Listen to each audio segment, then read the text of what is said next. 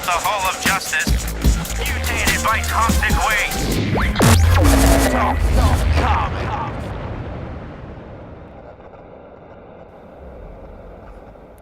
Hey everybody, welcome to another one of Talking Games Game of the Year look-backs.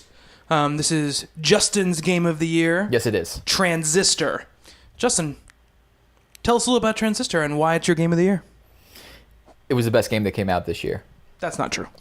It definitely is true. Transistor is this just amazing game that pulled me in What do you want to do now? in a huge way. It's got a little bit of everything. It has really, really interesting gameplay, combat. Looking at it, it is beautiful. It has incredible, beautiful, outstanding music.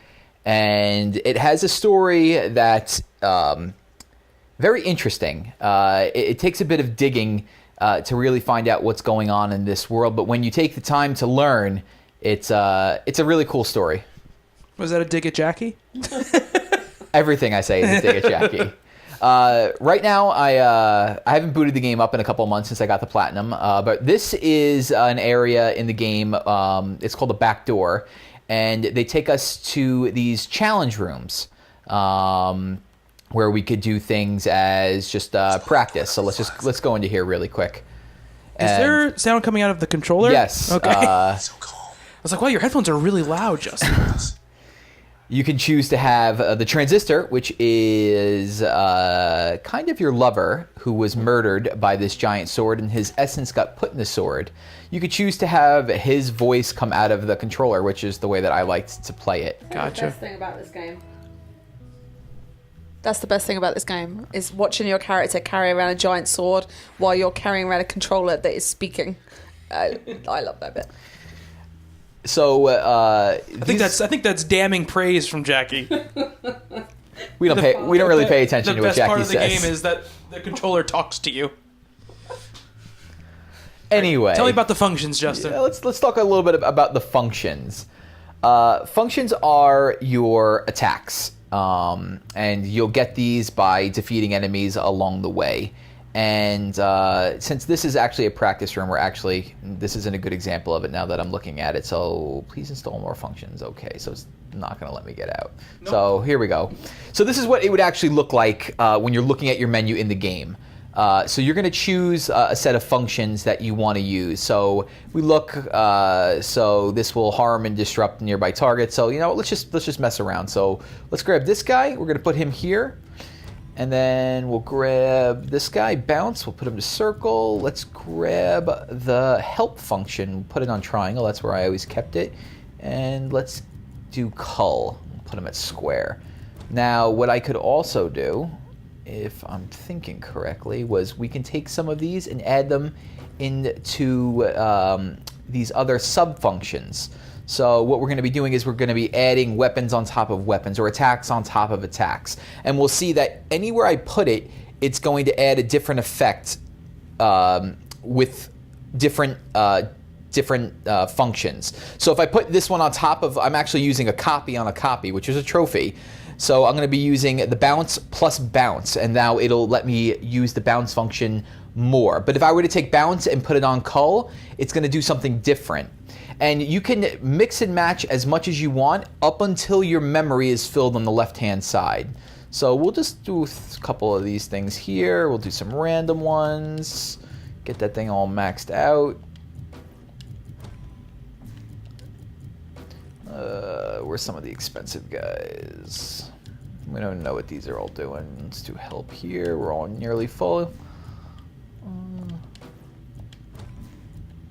Now we could put them. Now what we could also do is they give us 4 side functions here, which now because I've maxed out memory, I can't use.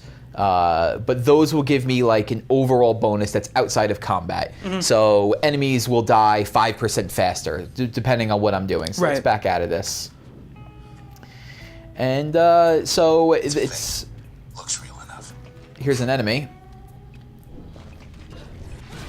Now you could play like this and just use and just play as like a top-down game. But what you really want to do, where was it? by hitting R2, we're going to stop time, and I'm going to be able to plan out my attack. So it turns into almost like a real-time strategy game. So like I'm going to look. Now I can only move as much as that top bar lets me before I runs out and it's going to push me back. But I can rewind by hitting L2. So I want to see. Let's see. Let's get this guy. Now this is going to bounce to him, and now I'm going to see their health go down. Now I'm going to use X. Do it one more time. And hit R2 and it's going to play out.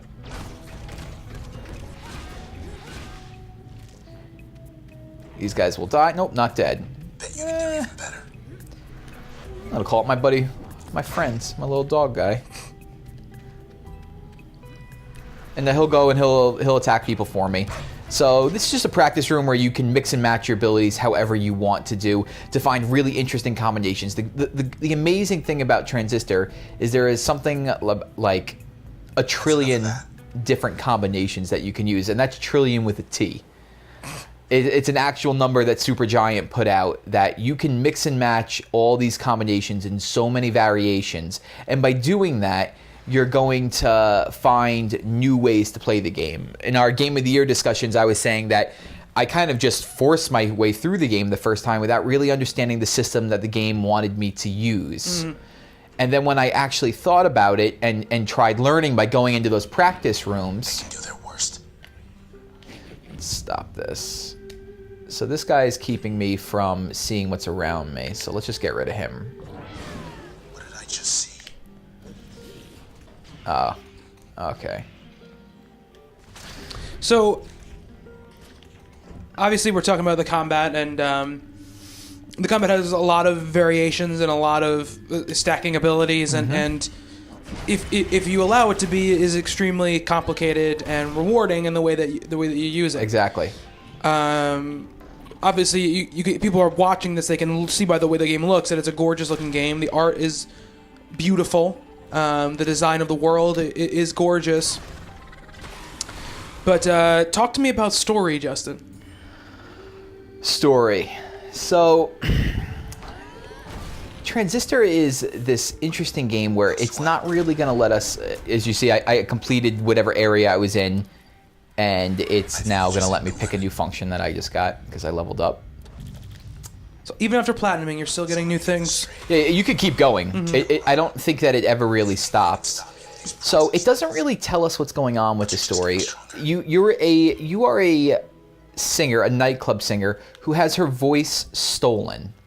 And you kind of find out that it's with these characters that are trying to control the world. It almost seems like we're in a computer program. That's the way that I interpreted the game. And you're on a mission because your boyfriend, significant other, you walk out of the nightclub after you have your voice stolen and you can only hum. You find him impaled with this giant sword, the Transistor. And his consciousness is put into the sword. And now you are on a hunt to go find this cabal that is responsible for what's going on in the world. That's the basic gist of the game. And you're trying to hunt down these 4 or 5 would turn out to be bosses, and you want revenge. And they're trying to do certain things in the world that are damaging to the world itself. So you're kind of trying to save the world as it's ending and get your revenge at the same time. Let's just be quiet for a second and let this music play. It's very, very pretty. It's my favorite part about the game. Yeah, I mean, the music is absolutely incredible. I can't exactly remember which part. Oh, I'm supposed to get rid of this. It's calling them up. That must be how they get here. And you can hear that your significant other comes through, and it just... Well, no, they can't hear it because it's coming through your controller and not through the speakers. It's kind of loud. So my mic is probably picking it up. Yeah, probably. But, I mean, Transistor has just incredible music. I mean, that was probably one of my favorite things about the game as well. I mean, my overall favorite thing about the game is just the combat system and how a person like me who does not play real-time strategy games could get so pulled into learning different variations. Because certain bosses you could just whack at them forever, or you could take them out rather quickly if you learn the right way to do it. Yeah, I mean, it's got a little bit more element of turn-based Yes. in it, strategy, because you're able to stop time and do what you need to. It has a meter on it, obviously, for what you can do, but it plays, similar to something like Fire Emblem or Valkyria Chronicles, where you have like a meter that you have you have like action points, and you're really using those action points till they're up, and then you guys will do what they're going to do. But it mixes that and the real-time stuff to be very unique in that way. I mean, my main issue with the game was just that I feel like the complexity that exists within the game is sometimes, on first blush, like as you said, is difficult to get to at times. So you end up playing it like you mentioned, kind of more bluntly, more power through it kind of way, and I feel like that takes away from the enjoyment of the game. I think what they really needed to do was to introduce those backdoors where you're completing challenges, because the challenges will put you in a position where you're going to be they're going to preset things for you, and so you're not going to be able to use the weapons that you're used to. And by doing that, it forces you to learn different ways to play. And if they had done that originally right off the bat, I think it would have helped so much more if they would have made it available from the menu system, where it was try these out, it'll definitely help you. Yeah, I mean, I think it's commendable that they don't hold the combat back from you. That you can basically dive in once you start and start doing combinations as quickly as you get processes. Yes. But I think because of that, it leaves people a little bit behind, and I think it does the game a disservice to itself, because I think it hides away the true enjoyment of the game. And Jack, you've been shaking your head while we're talking. Yeah, no, that was my exact problem with this game, is that, I understand it's extremely complex, but unless you make a point of doing that, you don't actually need to. I got through this game without learning any of this. Half of this is new to me, but I finished this game. So yeah, I definitely agree with you, Justin. Finding a way to level that stuff up as you go through the game to force you to use it would be a better option. And I like the fact that they don't feel the need to hold your hand and force you through tutorials, but I think there's got to be some kind of middle ground, and there needs to be some way where you can't complete the game by putting in 5% effort. Yeah, I mean, I absolutely agree with you. I think that it's like comparing apples and oranges, but we were playing through Shadow of Mordor as well in these round of videos, and with that game, if you don't start using some of the abilities you've upgraded to, you're gonna have a really, really tough time getting through the game. And I don't think I was deep level with the combat, but I got to a point where I was using the combat in a decently complex way.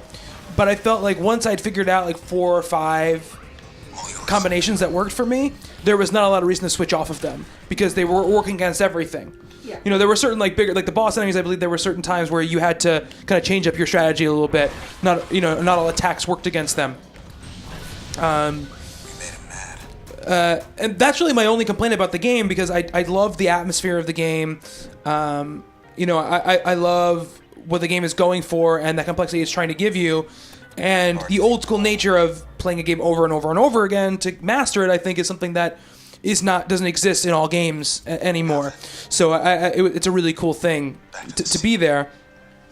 I also, as frustrating as it could be sometimes, I didn't mind the penalty. Kind of the penalty for losing. Having those powers kind of overloaded, not being able to use them for a little while. I thought that was actually a pretty apt penalty for misusing your powers and doing the combat wrong. And I think it may have been their attempt to get people to use things differently. Yeah, I mean, this is right now in my mind. This is, I think, my 3rd playthrough. If I were to die, it's going to take out, I think, 2 powers at a time, and that I won't be able to access them for a while. So then you'd have to be really proficient in being able to use anything. I'm definitely going to die. I'd have to be proficient in using all the other functions that came into play. Right. I mean, I definitely understand and in some ways agree with these guys are bastards. Oh yeah, these guys are the worst. agree with what you're saying, in that I feel like it is, to me, it is near one of the more perfect games I've played this year. But I do understand about the complaints that you guys have about, keeping certain things not up front, and like Jackie was saying, like being able just to force your way through the game. Like it's definitely something I understand, but for some reason this game just grabbed me like almost like nothing else this year. And I think for me it's less a matter of quality and more a matter of connection that I had to the game. I didn't feel connected to the game, and that happens with games that are great for me. It's just games I just don't, for some reason. There we go. So I've lost all my health, and I've lost Cull, which is my strongest attack. So for right now, that's gone. Until I get to a spot and I can pick something else to put in its place. One of the things I liked a lot about the freezing of the combat and this more turn-based stuff was definitely the usage of the power, but it was also the ability to get out of danger quickly. There were times where you kind of put stuff together. You line up your moves so you can line up, I'm going to strike and then I'm going to move. Try something. And there were times where it was sort of like, this kind of this kind of symphony of combat where you would be able to attack and move so quickly, and you would dodge an enemy attack at the right time, because it's an enemy you're used to facing a lot. And I kind of loved when those things would come together. I would love it. That was 50 from back there. But I always felt like I felt a lot of the time that I wasn't getting there, and that's just my own skill level problem more than the game's fault. Right now, I have set up on my moves later in the game, especially at this difficulty, it'll get difficult. So what I did was I set up the ability to stop time, but also the ability to go invisible. Oh, nice. So I would purposely use this when I was waiting for my super to my stop motion ability to recharge. Plus, by doing that, but doing it this way, you get extra damage for being invisible when you attack. Now, if there was 50 guys on the screen, I'd be waiting for that to recharge, so I'd be using invisibility at this point to, stay alive. So, this is basically Transistor, in a nutshell. For me, I talked about the combat, talked about the music, talked about the way the game looks, and it's got an interesting story. For all of its faults, it's definitely, for me at least, has all of those things together, which is one of the few games, for me, one of the few games this year that had so many of those things together. Right, absolutely. We're not near any of the cutscenes right now, are we? I don't remember. It's been a little bit since I played, but I don't think so. Yeah, I don't think so either. They are gorgeous. They're gorgeous. I wanted to show it off. Let me see if I can. Let's see. Retry. Where will this put me?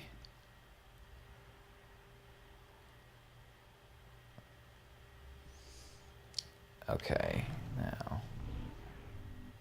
Is there no way to get back to the menu? This was settings, profiles. Let's do this. Let's start a new game. Did that just erase all your data? I've beaten the game 3 times. It's all right. Okay. I would have just started crying if that was.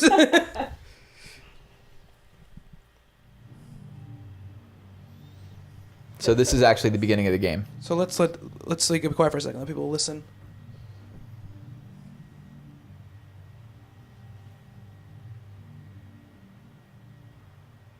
We need to hit X. Oh, okay. Hey, Red. We're not gonna get away with this, are we?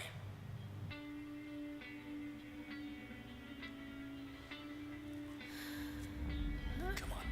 Pull. There. It's actually... It's right in. I forgot. It goes right into the gameplay. It gets right into gameplay. But you can see the art style of that still, and that's kind of the art style that exists In all the cutscenes. Yeah. And it's gorgeous art. Really moody. Yeah, really moody. Really nice, and the way that it kind of... oh no, it's still there. Still there. Okay.